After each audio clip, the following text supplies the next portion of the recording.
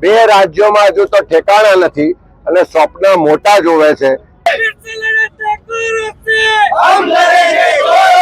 જે ભાજપની બી ટીમ તરીકે ખાલી મતોનું વિભાજન કરવા માટે કામ કરે છે।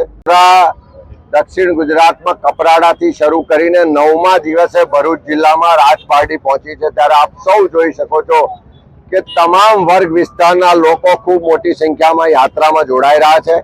પોતાના પ્રશ્નો, પોતાની ફરિયાદો, જો પોતાની પીડા છે, જે તકલીફ છે, જે આક્રોશ છે, એ વ્યક્ત કરી રહ્યા છે। ચારે બાજુ ભાજપના મળતિયાઓ દ્વારા ગેરકાયદેસર ખનન થાય છે।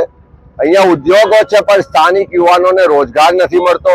અહીંયા જમીન સંપાદન થાય એમાં પણ મોટા પ્રમાણમાં ભાજપના નેતાઓ પાણીના ભાવે કાચી જમીન ખરીદે છે, એને કરાવે છે અને એને સરકારને સંપાદનમાં વેચી અને કરોડો રૂપિયાનું કૌભાંડ થઈ રહ્યું છે।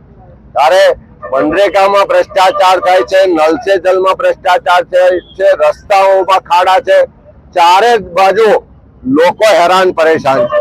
આદિવાસી વિસ્તારના લોકોના હક અધિકારો છીનવાય છે, જંગલ જમીનના અધિકારો નથી મળતા અને એક તરફ પોલીસ અને પ્રશાસન લોકોને ડરાવવા દબાવવાનું કામ કરે છે। યાત્રામાં જે રીતે લોકો જોડાઈ રહ્યા છે, લોકો હવે ખુલીને બોલતા થયા છે, લડવાના જજ્બા સાથે આગળ વધી રહ્યા છે અને 13 તારીખે જ્યારે આ દક્ષિણ ગુજરાતની યાત્રાનું સમાપન જેડિયાપાડા ખાતે થવાનું છે, ત્યારે હજારોની સંખ્યામાં સમગ્ર દક્ષિણ ગુજરાતના લોકો પોતાના પ્રશ્નોને, પોતાની વાતને લડાઈના સંકલ્પ સાથે આમાં જોડાય એવી બધાને વિનંતી પણ કરું છું।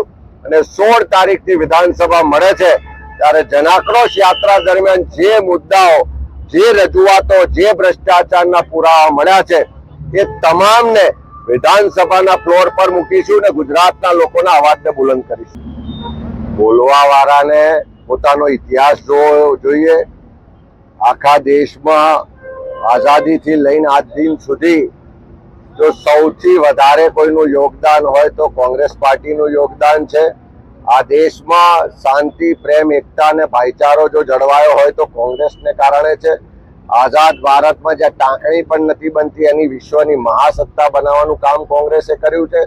આ ગુજરાતના ખૂણે ખૂણે એક એક વ્યક્તિના અવાજ બનવાનું કામ કોંગ્રેસે કર્યું છે। આ ગુજરાતનો પાયો નાખવાથી લઈને એની ઇમારત ખડી કરવાનું કામ કોંગ્રેસે કર્યું છે। અને આજકાલ જે ભારતીય જનતા પાર્ટી આરએસએસના ભંડોળથી ચાલતી પાર્ટીઓ છે, જે ભાજપની બી ટીમ તરીકે ખાલી મતોનું વિભાજન કરવા માટે કામ કરે છે, બે રાજ્યોમાં હજુ તો ઠેકાણા નથી અને સ્વપ્ન મોટા જોવે છે। પણ આ ગુજરાત છે, આ ગાંધી સરદારનું ગુજરાત છે।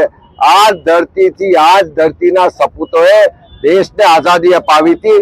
આ નવા અંગ્રેજો સામેની લડાઈ પર રાહુલ ગાંધીના નેતૃત્વમાં આખા દેશમાં લડાઈ રહી છે અને એ લડાઈમાં કોંગ્રેસ પાર્ટીનો એક એક કાર્યકર ગુજરાતના લોકોના હક અધિકાર માટે રસ્તા પર ઉતર્યો છે અને આવનારા દિવસોમાં તમે પરિણામો જોશો કે ગુજરાતમાં જે રીતે પવન ફૂંકાયો છે, 2027માં પરિવર્તન આવશે ને કોંગ્રેસની સરકાર બનશે।